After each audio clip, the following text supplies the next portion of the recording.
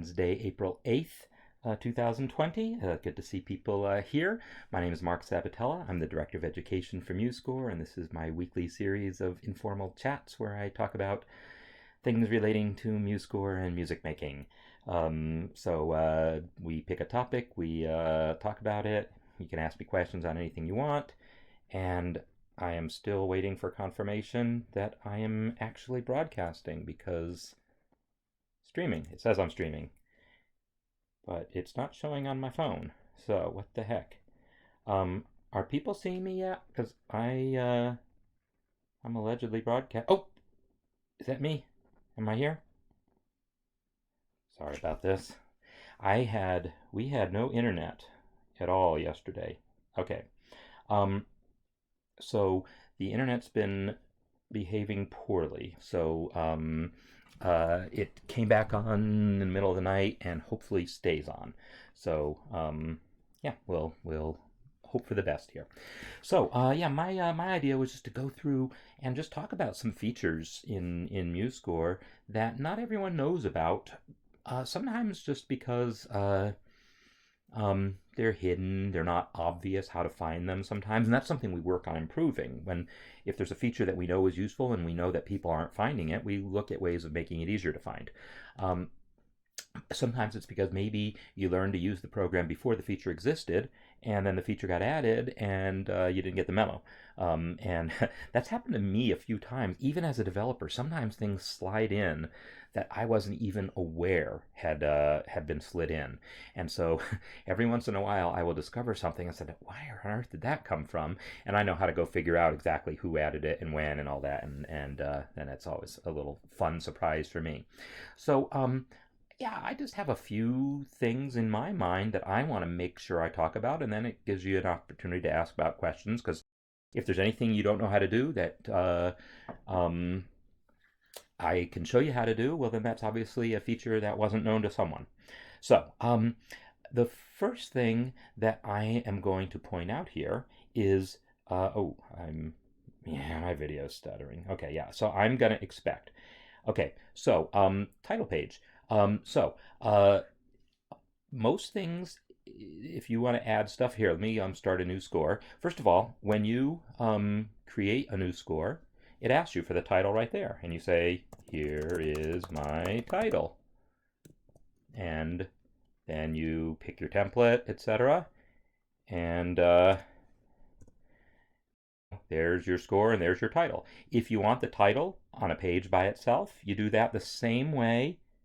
Shoot, am I offline again? Well, I'm just going to have to just keep trusting that this is going to work. That's all I can do.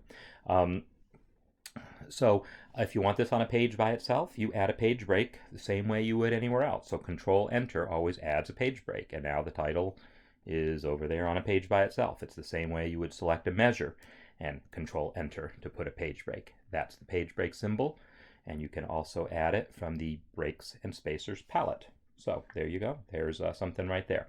So I still see myself talking. No, but video stutters. It's unfortunate. Okay, so let me see if the internet is basically working, but as you can see here, I actually have a whole lot of things open right now, and I think maybe if I close some of the stuff I don't need at the moment, like my development environment. Bye-bye. Oh, debugging session. Yeah, I'll just terminate it. It'll be fine. So if I close some things that I'm not using, here's a development version of MuseScore of 3.5 as it's coming, which, yeah, we just keep adding little things. There's going to be a whole lot of little things added in 3.5, by the way. So there will be plenty more opportunities for people to have new features to learn about.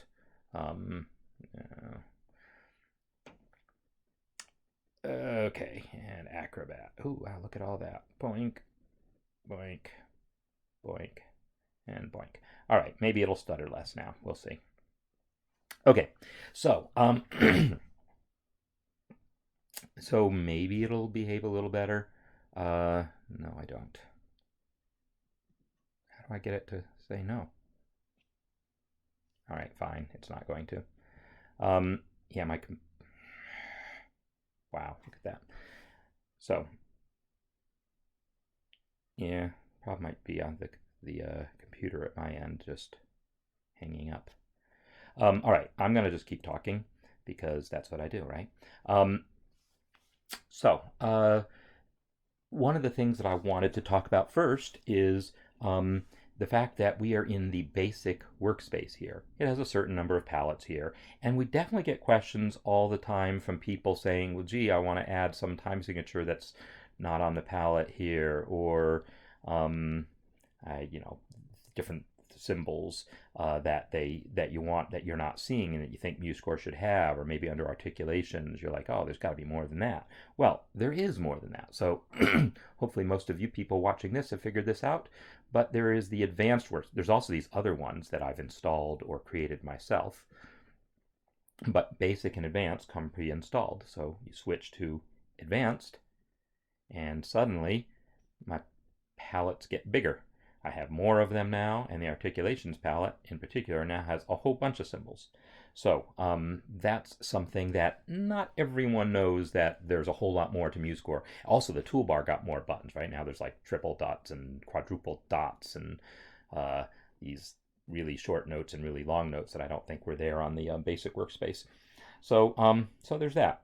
Am I working better? So you guys tell me, is is the stuttering any less from your end? That I'd like to know. Oh gosh, did it really hang up? Well, I hear myself coming through. Um, okay, so so that is a thing right there. Just knowing that you can switch from basic to advanced palette, but as you or workspace. But there's these other ones I mentioned that I either created or installed. Notation Express is one I installed that comes with a product called Notation Express that I demoed here, or Philip Rothman, when I interviewed him, he demoed. Still stutters. Well, yeah, sorry. Unfortunately, as I said, Comcast Xfinity is we had no internet at all most of the day yesterday, so I'm lucky to be here. I'm lucky to be making anything come through. So uh, so Notation Express is this doohickey that you can actually use instead of a palette to enter symbols and things onto, and it's kind of cool. And so it has its own workspace here. And then there's the one that I created that I showed you once called Clean. And when I switched to this one, notice like everything went away. There's no toolbars. There's no, whoops, I switched back to basic accidentally. There's all the toolbars, the inspector, the palettes, they all go away. And I use this in my online theory course when I want to just focus on showing you some of my, showing you like a handout or a worksheet or something, then you're not distracted by all the clutter of everything else going on. So I want to show you a little about does advanced music writing better? Well, maybe could. But what actually, and this is so clean that even the button to change workspaces went away, but that's okay. It's from the view menu, view workspaces. And so let me go back to advanced. One of the things about the advanced workspace, I mean, I like the advanced workspace. I like having all these symbols, but frankly, it's too many. Most of these articulations I'm never going to use. I don't use this thing here. So what I did on my other computer, and I did it on this computer at one time, but then every once in a while I do a reset to factory settings because as a developer we're constantly needing to do that. I'm going to create a new workspace with that plus button there, and then I just give it my name because, well, why not? It's a fine name. And then I say I'm just going to let it be the way it is. These options, like when I did the clean workspace, I told it toolbars, and that way I could make the toolbar go away only in that workspace. But mostly, by default, the workspace is just about the palettes. So palette customization is what I'm talking about here. I've talked about it some before, but it is definitely a little known or underused feature that I want to talk about while I'm on the subject. So I'm just going to leave these things at their defaults, say save, and now I have a new workspace called Marc that I'm in, and what I want to do is just get rid of some of this stuff that I don't use. I promise I'm not going to use this thing, so I'll just click it and delete it. Click, delete. Now, in principle, it's possible to select multiple ones. All right, there we go. I clicked one, shift clicked another, and now I can delete them all. Is it true I don't need any of those? Yeah, it is. And I can add them back later. They didn't go away when I press more. There they are. So even in the basic workspace, you can get everything else because you'll have that more button. But the stuff I deleted is still there, not to worry. So those are the things that I really don't use. I don't use this thing. And I can just, clean up my workspace. I really don't use these much, but I do in testing when other people report bugs with them. So the bends and so forth. So you can customize these palettes. You can also, I added myself a whole new palette. Pressed add, create, so add palettes and then create custom palette. And I press this and I create one and I call it layout. I like this layout palette that I've created for myself on my other computer. And so I'm going to create a version of it here. And what it does is it has the things. I'm going to close this palette so I can see everything at once, hopefully. It's got the stuff from here, and I'm just going to drag. It's a little hard because they are far apart. All right, so here's what I can do also. I can just say, you know what, breaks and spacers, I just move it up here. Ha! And now I move the symbols I want into this palette. Now I could just use the breaks and spacers palette, I guess, and rename it layout, but I chose not to. Because the thing is, I want things other than this. I also liked things like my double bars to be in here and my repeats. And so I'm just dragging them in. And I think I also had put, in my other version, I had put frames. I had moved and again, it's a little hard here with this palette being so far away. So I'm just going to drag the whole palette up. And now I can drag these frames in too. So I've now created myself one palette, and I never use this as this is to insert measures, but there's a million other ways to do that, so I never in a million years have used that. So at this point, I no longer need the breaks and spacers palette, so delete, bye-bye. I don't no longer need the frames and measures palette, delete. And so this idea of customizing things, and now I have all the things that kind of relate to the overall page layout kind of all in one place. So that idea that you could just customize palettes and set things up the way you like, it's really a very useful thing. All right, so cool. Let's see, nothing coming through? All right, well, so what does the reset position of all the elements option actually do? So I'm going to guess, Jay, you mean when you import a score from MuseScore 2. So if you have a score from MuseScore 2, let me import one. I'm going to go, because that is a good question, and I'm happy to answer it. If I go here and then go to my MuseScore 2 folder and just open some random thing, oh, Colleen, you'll like to see some of this music here, I'm sure.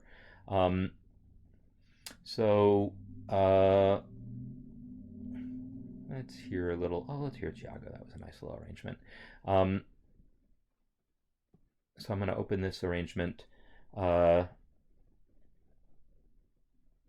So you get this message that says, in order to best take, so I assume this is what you're talking about, Jay. It says, in order to take advantage of automatic placement in MuseScore 3, when importing this from this older version, it's recommended you reset the positions.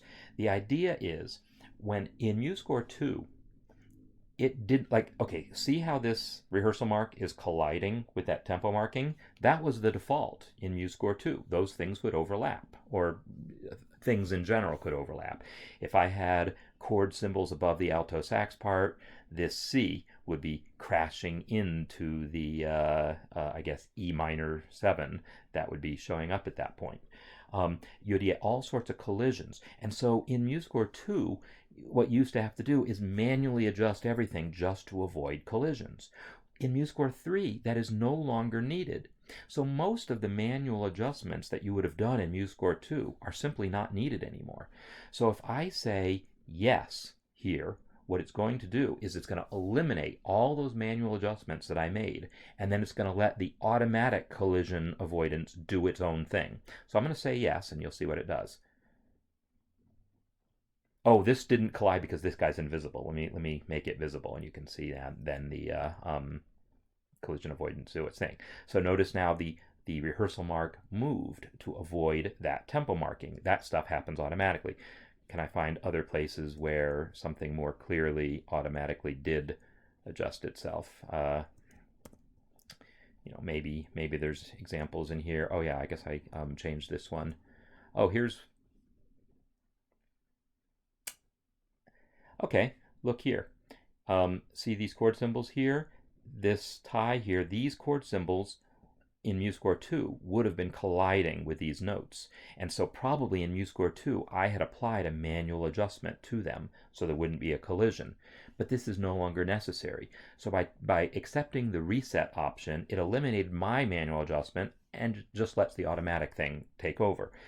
The only change I've made to the score now was basically doing that reset. If I do undo now, it's actually going to undo that reset. And now my manual adjustments will be intact. So right now, this A flat 7 has no manual adjustments here. These are actually the default values. When I undo, it's now, I'm just going to keep, oh yeah, that's right, because I also did change that visibility there. So if I undo everything, I think I'm now back to my score with my manual adjustments in place, and we can see what manual adjustments I had done. So that particular spot in the score,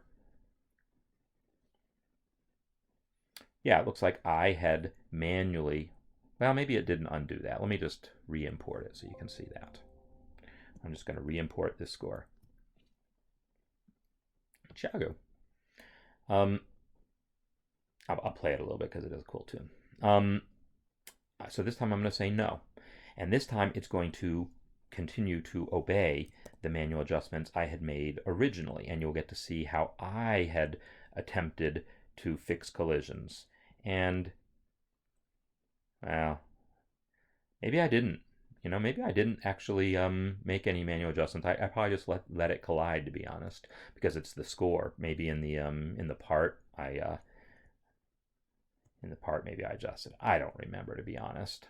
Well, even if I didn't adjust it, it's not like I've turned off automatic placement, so it's still doing these adjustments. So anyhow, if I had done any manual adjustments, I guess in this score I really didn't, but if I had done them, then this is what controls that. I'm going to play it. A little louder.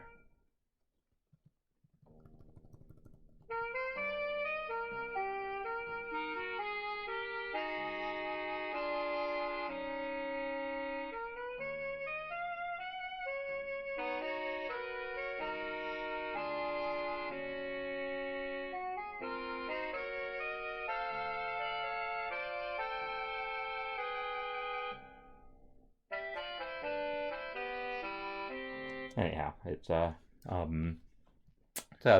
piece that I wrote in honor of a musician, Chaco Di Mello, who I met. He's a good friend of a good friend of mine, and then I wrote this the night I first heard him perform, and yeah, and then he actually died a couple years ago. Sad. All right, so yes, so another question about key signatures. So am I still? Yeah, I'm still broadcasting. All right, so Jay, I see some weird icon thing next to your name that I don't know if it means that you are having internet problems, but I'm going to answer your question anyhow. Yes, you can create your own key signatures. Check it out. In the key signatures palette, when I click more here, create key signatures. Boom. And there's a shortcut for this. So have a ball.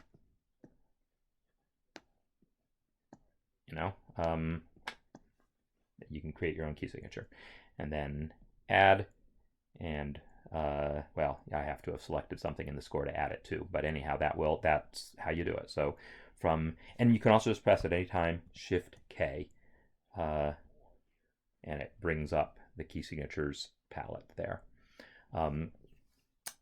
Or under the View menu, View Master Palette, and then just make sure you select key signatures here. So yeah, you can create your own key signatures. All right, So yeah, that is definitely a lesser known feature, mostly because most people never look for a feature like that. It never occurs to them that they might want a custom key signature. And I'm going to talk about some things that people actually like to do. And one of them relates to this idea of manual adjustments. What if you decided you want all your chord symbols below the staff?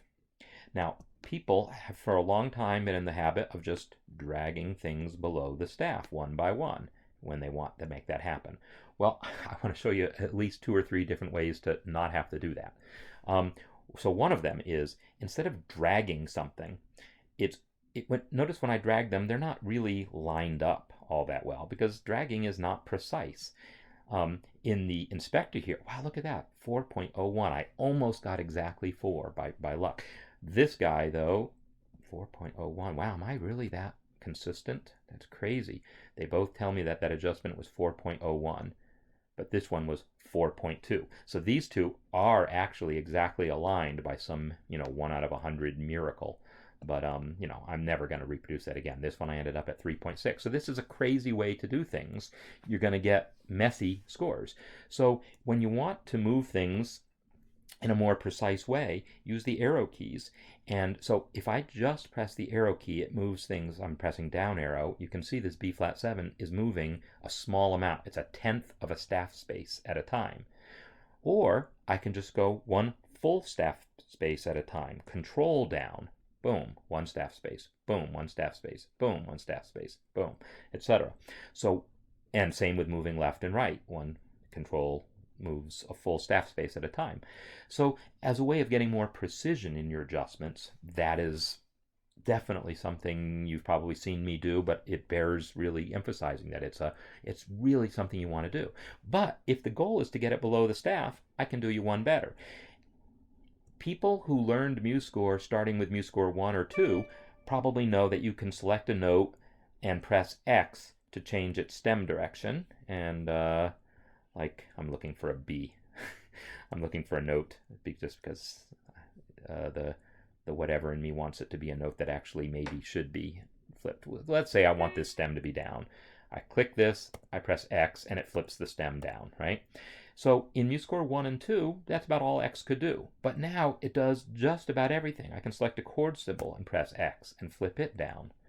Not that I would do that with chord symbols normally, but, just for demonstration purposes, I totally can. Oh, someone was asking at some point about zooming too. Control and mouse wheel, or in my case, 2-finger swipe, zooms. And the reason I'm doing this is I saw a Volta. Oh, it was a triplet bracket, not a Volta.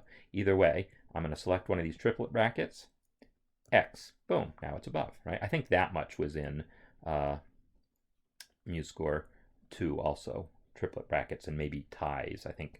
I know ties work now. I can select it and press X, but I think even in MuseScore 2 that happened.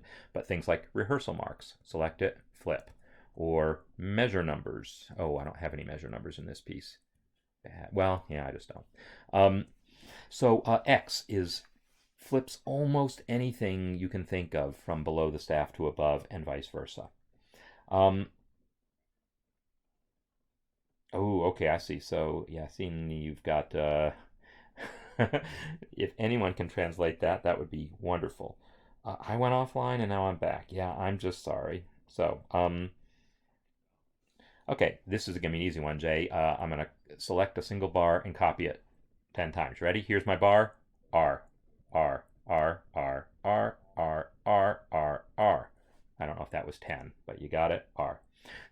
So R is definitely one of these. So your questions are really good because they are the sort of things that I know people don't necessarily discover, because how would you know that that was the case unless you happen to either accidentally press R or read the entire handbook. If you read the entire handbook, then nothing is unknown to you. You know all the features. Maybe you don't remember them all, but you've at least seen them. But I don't know that R shows up. I mean, it could potentially be in the edit menu, but I don't think that command that's called repeat selection or something, I don't think that's in there. I don't think that's actually in the in a menu anywhere. I think the only way to find out about that is to have read about it. So there you go. Oh, you can though, if you go to Edit, Preferences, here's another maybe slightly little known thing. A lot of these have to do with customization, the things that I might talk about, but not all. Under Edit Preferences, Shortcuts is a list of every single command that you can assign a shortcut to. Most of these are also found in a menu or somewhere else, but a few of them might not be. So that, I believe, if I just type into the search box here, repeat. Okay, so there's a repeat last command. What? Repeat last command. Okay. So, literally, I don't know what that is. I honestly don't know what that is. It doesn't have a shortcut. I'm going to give it one. So, I'm going to say define, and I'm going to define it to be a tilde. That's a shortcut I use when I want to test something. I don't know what tilde, what this command is going to do. I would love to think it does something kind of interesting, like literally whatever my last command was does it again, right? Like the name says. But to be honest, I don't know. And after you've changed the shortcut and press OK here, sometimes it takes a couple seconds to update things. What happens if I delete something and then I select another measure and I press tilde? Is it going to delete that? No. So it didn't do repeat command. Oh my God, it did. I had no idea that was a thing. Wow. Wow. Every once in a while, I can totally learn something new myself. So now I want to try something else that someone was asking about on the forum recently. What if I add a staff spacer, and now I come to this measure, and I press tilde? Nah, I guess applying a palette. There is a command for apply last palette element. I know that much, but applying a palette element doesn't count as a command. But things that do, like if I say Control T to add text, that's a command, even if I spelt it wrong. If I come here and do a tilde, does it? Oops, I didn't actually click the rest. Click the rest. Yeah, I still don't quite understand that whole repeat last command business. So I'm going to have to find out about that, to be honest. But R, without copying it by R, well, what do you want it to read your mind? I'm confused. How would you, oh, maybe you mean using a measure repeat symbol, like you don't want to see it here. If you don't want to see it there, you can go to the repeats palette. So the order that these palettes are in is, make sense to some vague purpose, where stuff you do at the beginning of the score is towards the top, and then stuff you do towards the end is at the bottom-ish, sort of. But under the repeats palette is the measure repeat symbol, so I can just replace that measure with the measure repeat symbol by clicking that. And so there you go. I've clicked it, but it's not replacing. All right, I'm going to drag it because I don't know what's going on. But there you go. Maybe the measure had to be empty for the click to work. But there you go. That's how you get the repeat song. Now, repeat 10 times. No, that's not the way music normally works. You would have to actually have 10 of those things. But what you can do is select all the measures that you want to apply it to. And then, see, that should have worked. I should have been able to just click this, and it should have applied that. And I don't know why this isn't applying with just the click. Oh, yeah, I guess the measure had to be empty. That's the deal. So, yeah, select your measures and then click this, and it will put in the repeat sign, as many as you want. So, I mean, that's how you repeat a single measure.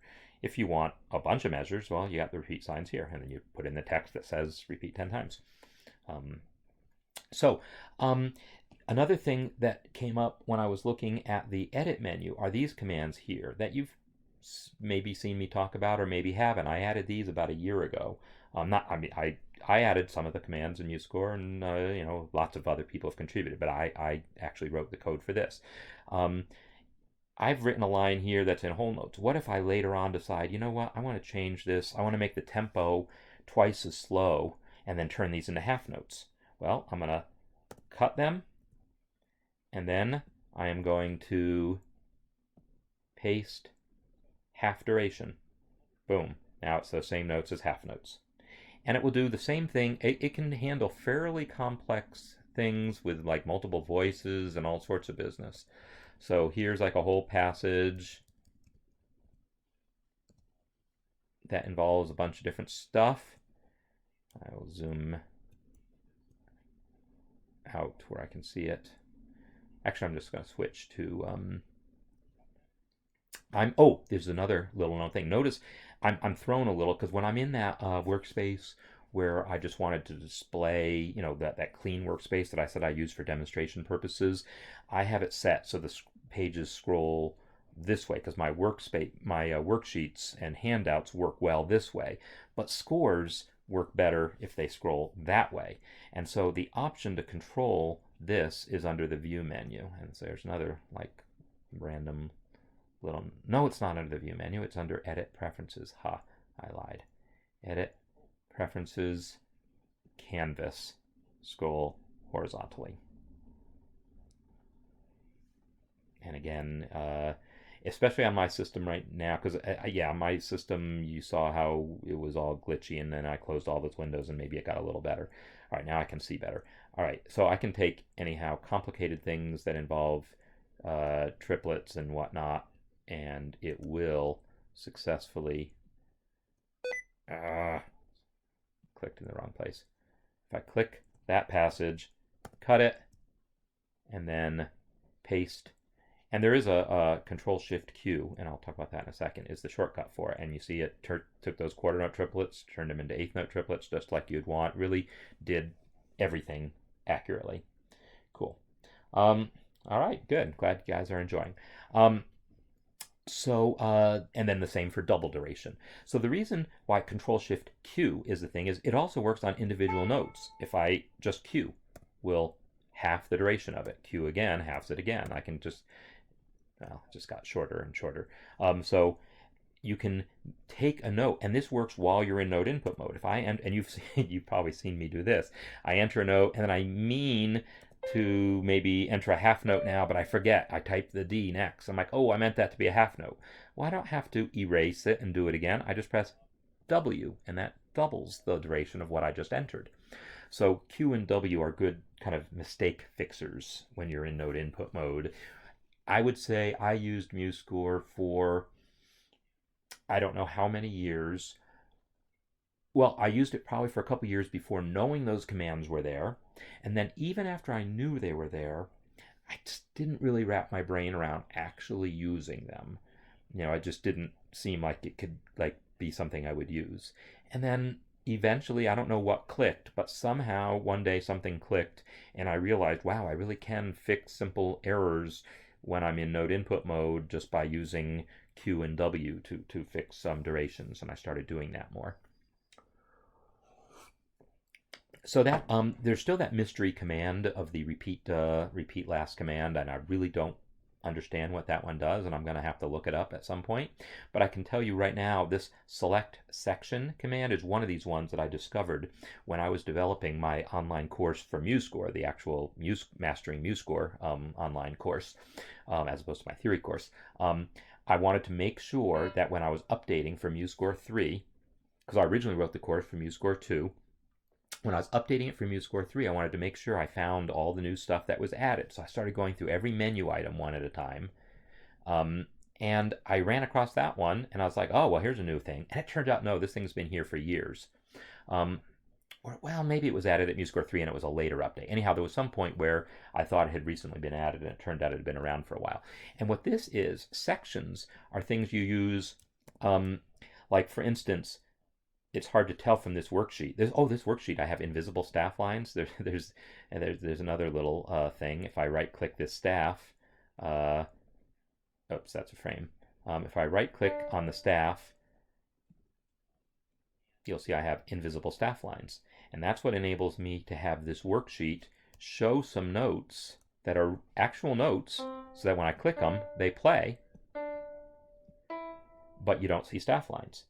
Because this is a point where I'm teaching people about accidentals before we've taught them what notes look like on the staff. I mean, there's always a chicken and egg. What do you teach someone first? So I want to teach about pitch, the concept of pitch, before we teach about actually writing them on a staff. So I just am using I'm using note heads with names in them, which is another one of these new features. New. It's like 2 years old now, or a year and a half old, but many people don't know about it. And here it's in right-click, Staff Properties, Advanced Style Properties. And you'll see here, Note Head Scheme, I have selected pitch names. I could change it to German pitch names, and now my B is an H. I can change it to Solfege Movable Do, and now, since this example is showing me something in the key of G, there's Do on the G, or I can say Solfege Fixed Do, and now C is always Do. So anyhow, I pitch the regular pitch names, and so these are actual notes. That's a C, that's a D.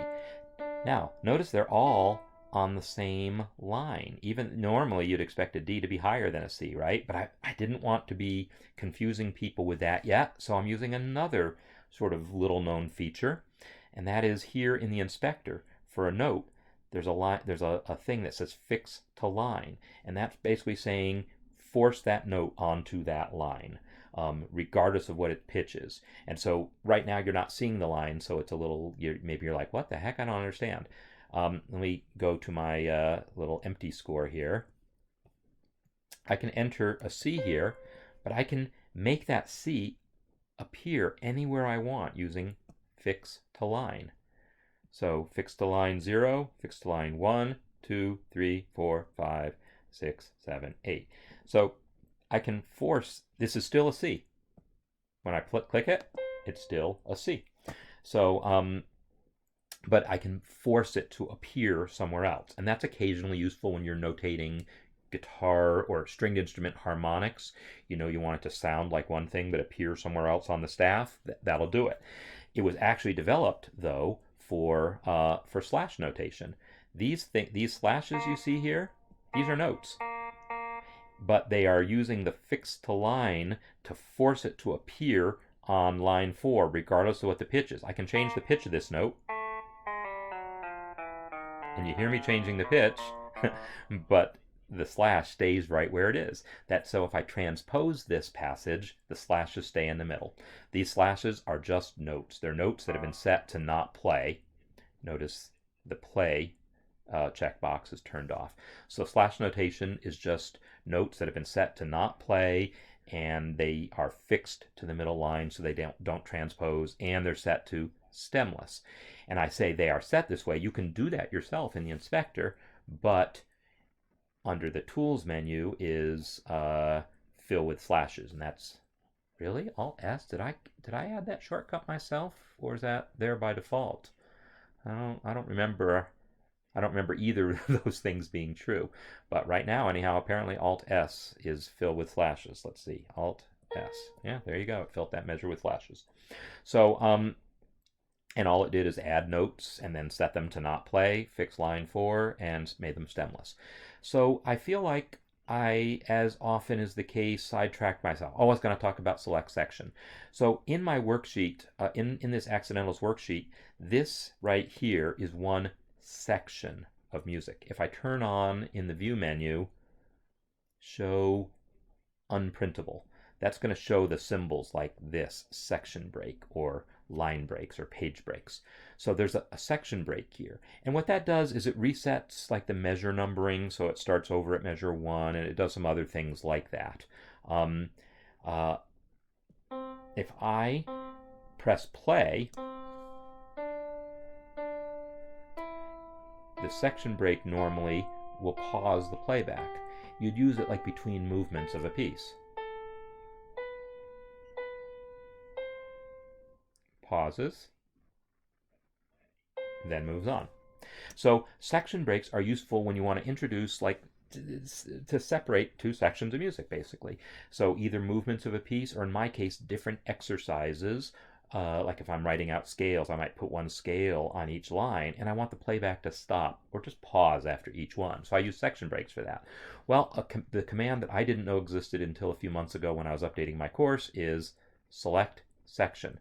So I'm going to click something here. I don't use this command enough to remember if I can just click a note. But if I say edit, select section, no, that didn't work. So I guess I need to select a whole measure. Yeah, that did it. So if I start with a measure selected, then use select section, it will basically select that whole section. So I'm going to try the same thing here. I'll select this measure here and then select section, and it figures out, oh, it goes back to the previous section break and then forward to the next one. So when is that useful? I don't know. Occasionally, I guess. Yeah, if because there's a lot of times I might use Control A to select all, but maybe I don't want to select literally all. I just want to select the current movement or the current exercise in my worksheet or whatever. So yeah, that's a command that I didn't know about until relatively recently. So I'm just gonna keep just randomly looking through the menu for things, but by all means, I knew I came in wanting to talk wanting to mention select section because that was one that fooled me, or I only found out about recently. I wanted to talk about flipping with X because it's one that a lot of people don't realize is the case and is incredibly useful. Like here's some text here. What if I want that above? Boom, now it's above, right? So I'll do all those changes so I don't accidentally mess up my worksheet. If I just look through the menu, so import PDF. Some of you have probably tried this and realize, yeah, it doesn't necessarily work all that well. It's an experimental service.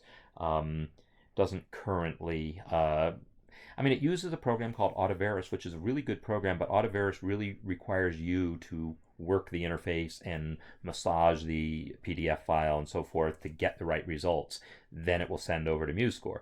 But the import PDF facility kind of takes the Autoverus interface away from you, and it just does everything on autopilot, and it doesn't do a very good job. But we're working on improving that, so hopefully a future version of MuseScore will have an improved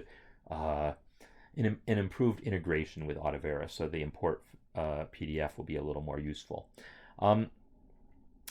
A lot of people ask, well, how do I save my score as an MP3 or as a PDF? And they go to Save As, and they look and see Save As Type. Well, there's no those options aren't there. So if you weren't aware, those aren't considered saves. The distinction being, if it's not something you can basically save and then reload into MuseScore and not lose anything in the translation, then you didn't really save it. You exported it. So instead, we're going to go to File, Export. And now we're going to have the options for PDF and MP3 and all these other things. So I'm just going to kind of look through the menus and see. I already mentioned the paste, half, and double. Swap with Clipboard is a relatively new feature, a couple years, 3 years maybe, which is occasionally useful. It allows you to swap, like it says. Let's say I'm like, you know what? I really want this measure after. I want these two measures backwards from the way they are. I want this measure second, then this measure. So what I can do is cut that measure, then come here and use the swap with Clipboard command, which is Control-Shift-X. So I'm going to click this. I'm going to say Control-Shift-X, and it's going to take what was in the clipboard and paste it here, but it's going to take what's here and put it into the clipboard. So that measure I just deleted is now going to be here, and what was there is now in the clipboard. So I can come back here and just paste it. So that was a way I was able to swap two measures. That's an occasionally useful little feature. The view menu is mostly just about turning things on and off. Some of these things, like the score comparison tool, is like a whole thing into itself, so I'm going to skip that. But it's a nice way to compare two different versions of a score to see, if you saved it once and then you made some changes and saved it under a different name, it'll show you what was different between them. So yeah, I'm going to pass on most of what's in the view menu. It's just popping up different windows. You can pop them up for yourself. Navigator is this thing at the bottom that lets you kind of see a visual representation of your score that you can scroll in. You can just go to the view menu and open up these different boxes if you haven't before to see what they're about. There is a feature that almost no one knows about, and again, I didn't know about for years, called the Note Anchored Line, and I want to show you what that's good for. what if I wanted there to be a line connecting this note to that note? Or more to the point, let me put a G here, and then an E, and now in this staff, I'm going to put a C. And I just want to indicate that the melody is really going bum, bum, bum. And a common thing we do in piano line is to draw a line between those notes, just to tell us that the melody transferred from one staff to the next. I see a question coming. Let me finish this thought. So under Add Lines, Note Anchored Line. Oh, come on. Really? Did I not collect? Oh, wow. Did I just crash? I crashed. That's unfortunate. So when is the next version of MuseScore going to release? I don't know. I'm actually surprised we don't have a beta already. Because there was so many changes that got merged like a month ago. I was like, oh, obviously they're getting ready to do a beta release. But I think a number of things got in the way. One was that Autoverus integration for PDF import looked like it was going one direction, and then I think they decided from a user interface standpoint to make some changes to it. And I'm not really privy to a lot of the discussions that happen strategy-wise.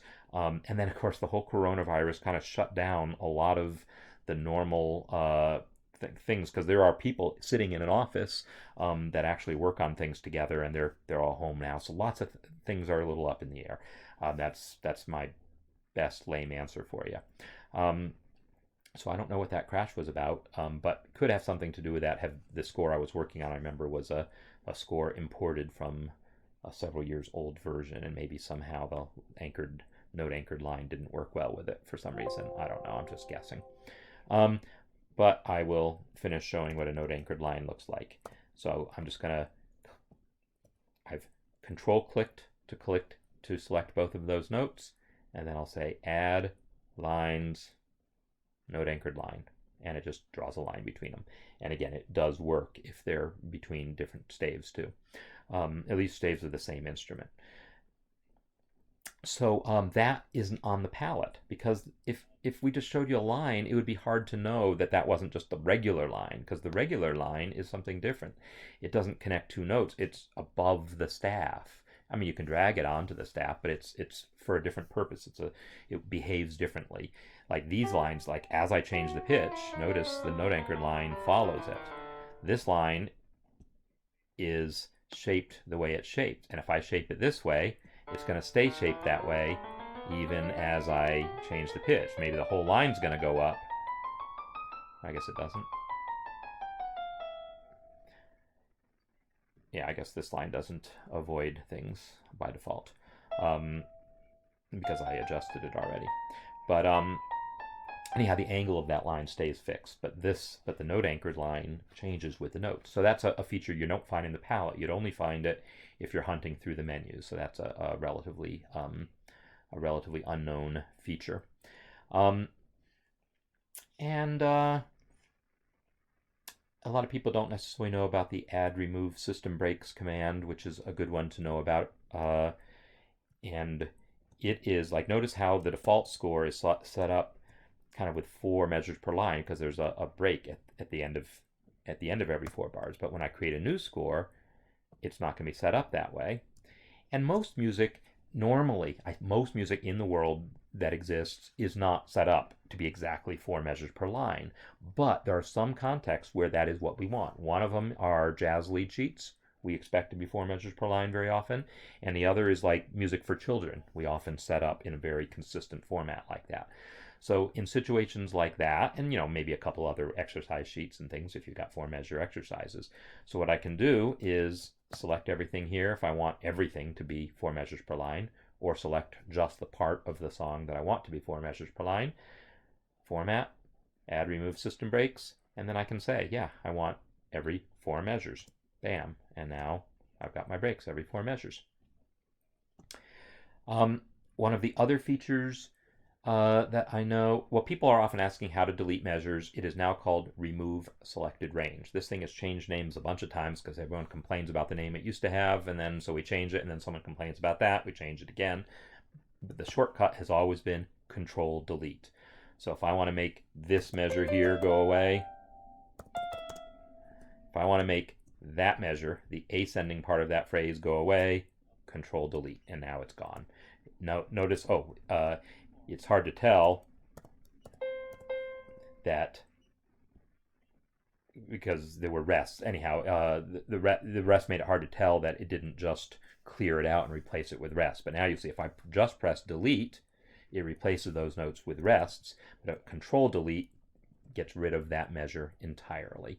So it's there under Tools, Remove Selected Range, because it doesn't only work on on measures. I can delete just 2 notes. So this measure has 4 beats in it right now. If I select just those 2, Control Delete, boom, those 2 beats are gone.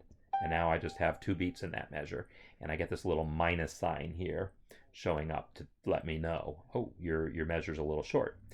I can also, in note input mode, use Control Shift letter, Control Shift C, Control Shift B, and now it added that C and a B and expanded that. I can keep adding notes. Right? I've got a whole bunch of notes in that measure, and it's showing me a plus sign. Oh, the conducting depend. Okay, so this thing here, check out what happens up to the playback. When I press this, let me put in some notes. All right, if I press play, you get that. Let's turn this on and press play. Gave you a count in. So, and the metronome right next to it, so you heard the count in and then it stopped when the music started. If I have the metronome turned on, then the metronome won't stop.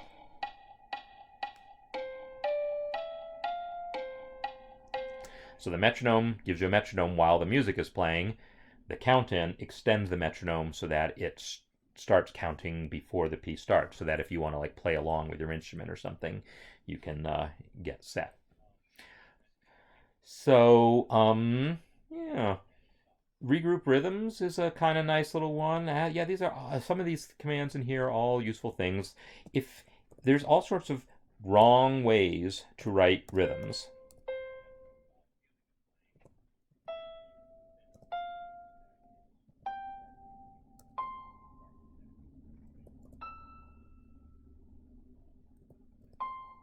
All right, this is wrong. This is unreadable. This makes no sense whatsoever. If you know how rhythms are supposed to be notated, you're supposed to be able to tell where beat 3 is, and it's completely you can't tell from this, and that's because this somewhere around here, one of these notes needs to be broken up with a tie. Actually, it's right. Yeah. Let me show you. Let MuseScore tell me. If I say Tools, Regroup Rhythms, boom, now it showed me. I'm not convinced that this was the optimum way of doing it, but yeah, it actually could have gone further. It doesn't do as well with 16ths as with 8ths, but at least it has now let me see where beat 3 is. I think this C also should have been broken up, but it didn't do that. Neither the count in nor the metronome are exported to MIDI. Or audio. They're there just for the live playback, on the assumption that you're going to use the exported version for some other purpose. So if you want a metronome or count in when you export, just add another track and fill it with claves or something. So you're welcome. So that feature, and I'm not convinced it did such a great job here because of the 16th note really kind of threw it. But if I put in 3 eighth notes and then a quarter note and then some eighth notes, this G is supposed to be split up with a tie, and that's what the Regroup Rhythms command does, is it fixes those things. But as we see, it's not perfect, so I wouldn't use that as a substitute for learning the proper way to write rhythms. But in this case, this is correct. Couple last commands in here to talk about. Resequence rehearsal marks. What if I add some rehearsal marks here? Control M is rehearsal mark, and I call this one A, and I call this one B. Oops, I guess I didn't. Control M, B. And then I decide later, you know what? I really want a rehearsal. I really want a rehearsal mark on this measure also. But oh no, I've already used B here, and I've got a C over here, and I just want another rehearsal mark there. Well, I'm going to add one here. I'm going to call it B, and now I've got two Bs, but that's okay. I'm just going to select all and then say resequence rehearsal marks. Boom, it fixed it. A, B, C, D now. So it figured that out. Is there a regroup function to regroup in rhythm two rhythmic levels of the shorter? Yeah, so I think I'm not totally sure I understand your question, Nicola, but I'm fairly certain that the answer is no. That this measure here, the fact that this got this wrong, is telling me that the algorithm just isn't that sophisticated. It's just sophisticated enough to help sometimes, but it really isn't going to do, it's not going to give you everything. So without knowing exactly what you have in mind, feel free to ask on the forum and post a score showing the specific before after you want. Maybe someone can help better with that. But MuseScore.org forum, by the way, is where I always like to tell people to go to ask these kinds of questions. Because yeah, you can attach your score, and then people can see what you mean, and usually have an answer literally within minutes, mostly. So yeah, resequence rehearsal marks. So under tools, it's just a bunch of interesting little commands: explode and implode. Explode, in order to show what that does, I need a score that's got a couple staves. So I'm going to create a new one. I'm going to pick string quartet, and I'm just going to enter a little chord, maybe down an octave. And what if I decide, oh, well, violin can't play all four of those notes, but I can say tools, explode, and boom, it just took those four notes and spread them out to all four of my strings. So the explode is a way you can write your music on one staff, but then have it spread out among all the different instruments. Implode is going to do the opposite. So tools, implode.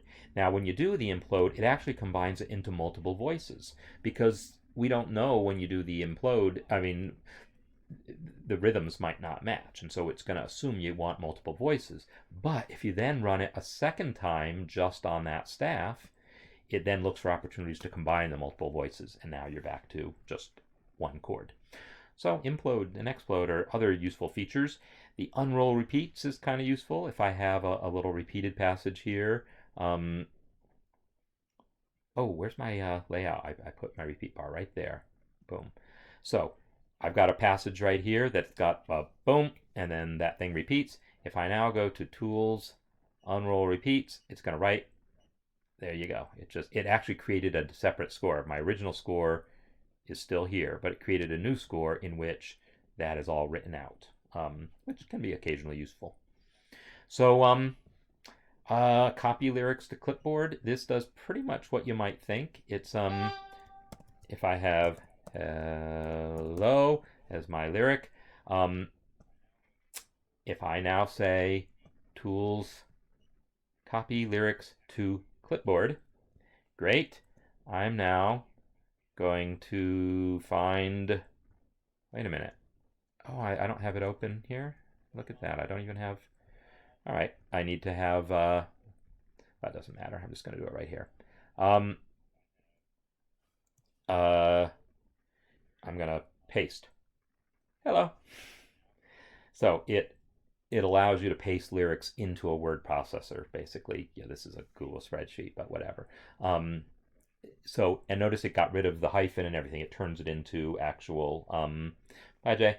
It actually turns it into just regular word, gets rid of the extra hyphens and things like that. So it's literally for pasting from MuseScore into like a word processor. All right, can you take a guitar part and explode to treble and bass clef? Yeah, the trick is going to be that probably that guitar part has, like the explode is meant for simple cases like this where the rhythm is the same. It's four notes all moving together. And guitar music isn't typically going to be that way. You're going to have multiple voices, right? And so the what Explode does in those cases may or may not be anything like what you want.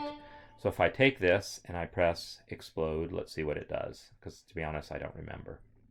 So in this case, it did something, but it's gonna it doesn't know what clef to put it in. You'll have to sort out the transposition and stuff like that. But it does do something with the multiple voices. And what if there's like actual chords here also? Let's see what it does with this when I say Explode. Okay, so in this case, it kept those two notes together as a chord and then moved these to the other staff. If I wanted to then, I just copied it, I just cut and paste that one staff low, and now I can run Explode again just on that chord, and now I've got it in 3. So anyhow, it's a fairly flexible facility, but you'll have to like figure out how to make it do exactly what you want. All right, so I just went through the menus and just sort of pointed out things. We also looked at a few things in the inspector.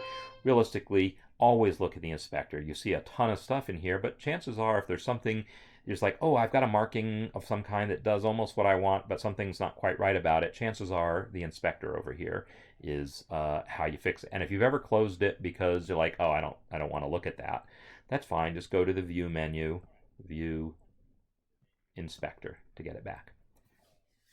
Okay, so there you go. A bunch of different random things.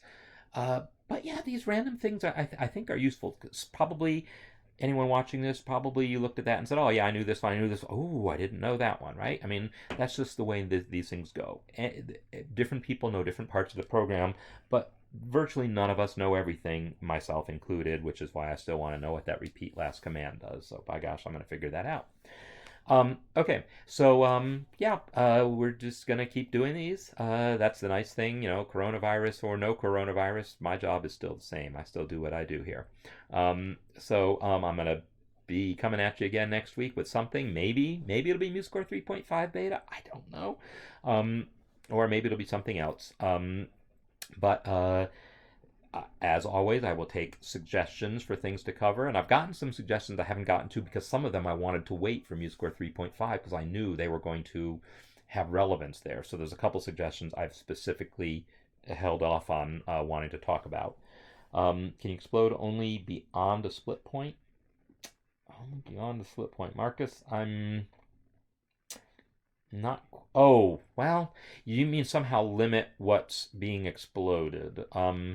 No, but there is a different function for what maybe you're asking about, because when you talk about split point, I'm thinking of things like this. So I'm going to write some notes.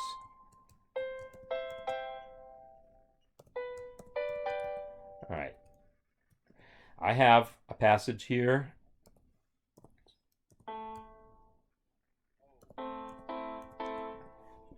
And now I'm going to right-click this and say split staff. Split point, C4. And that's what it did. It took that and moved notes into the bottom. And this is the normal situation where that would come up, right? Is you're basically trying to create piano music. So it actually adds a staff and then moves some of the notes down onto it. So this happens like if you've imported a MIDI file that was all one track and you want to turn it into piano music left and right. It's MuseScore actually tries to do that by default, but that's the closest thing I could think of to So Marcus, the only thing that has that is that split staff command. So it's different than the explode command. They're related, and maybe you can find some way to combine them to get what you want to happen. All right, so I'm going to talk about whatever I want to talk about. Feel free to give me suggestions, and so that we can have I can be here telling you what you want to hear next week. But with that said, I hope everyone's doing well. Okay, good, Marcus. Glad that helped. So that said, I will take my leave again, and hope you're all doing well, and look forward to doing this again next week. See you later. Goodbye.